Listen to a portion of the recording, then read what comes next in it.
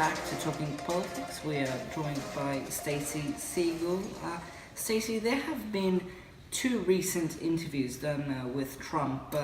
Can you expound on that? Well, 2 days ago, let's start with the one on the 9th on Fox with Maria Bartiromo, because we always want to observe what he's saying on the conservative end, too.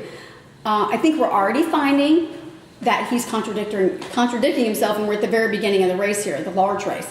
So he's being criticized for saying now that he's going to raise taxes. So everybody's instantaneously saying, we're talking months into this, and you're already contradicting yourself? You said that you were going to lower taxes, and now you're saying you're going to raise taxes. So immediately his response is that no matter what, he's not raising taxes from what they already are, he's raising taxes from what he originally promised. That's starting to sound like George Bush's no new taxes to me. I don't know about anybody else. So then they want some specifics. At least now, they're nailing him down, and on both sides of the end, the conservatives are really starting to want more information out of his specific policies, as well as the Democrats who are attacking from the other end. So he's forced. So right now he's talking about minimum wage. So Maria asked him, in terms of minimum wage, what do you want to do? It's at $7.25 an hour. Do you want to raise it? Do you want to, change it?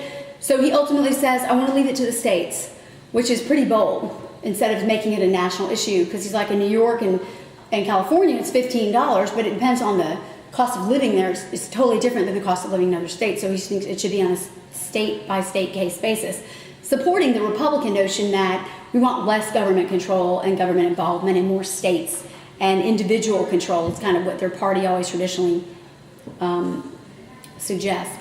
Also, it was suggested to him that he was pro-life now versus pro-choice, and why the change. And of course, his response is there were certain circumstances that came up, which is fair, where he changed his mind.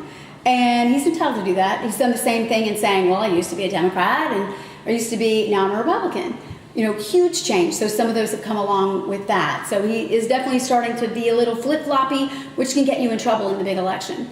And, I do think also that they're going to throw at him anytime he starts criticizing Clinton with all these attacks on her political experience, including Secretary of State and as the First Lady, and, how she's behaved on the international scale. She can say, hey, at least I have international experience.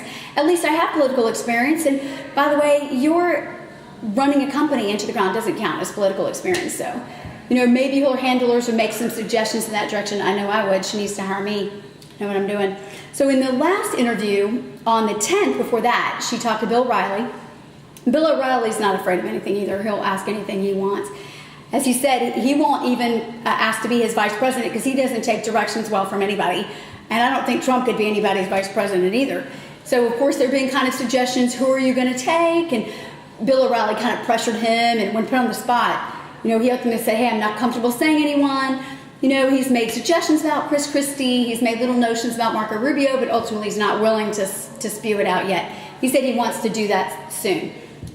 He also was going to meet with Paul Ryan on Thursday. So that's been a huge issue. He can't get Paul Ryan to support him. And, pretty much as the head of the Republican Party right now, he needs to have that support, or he can be contradicted, and it really doesn't unify the Republican Party, which is desperately what he needs. So he said he hopes that he endorses me, but if he doesn't, hey, not so huge, I can handle it, Either way, even though I prefer it. So he's also got Elizabeth Warren, the senator, attacking him and calling him names. And of course, he's not afraid of anyone calling him names. He'll just throw them right back. So he had plenty to say about her, saying she was unliked in her state anyway, and by a lot of polls. And he was friends with her predecessor, Scott Brown. So you're going to see again, he can always come back at you with something. All right, stay with us here on Talking Politics. We'll be right back after the break.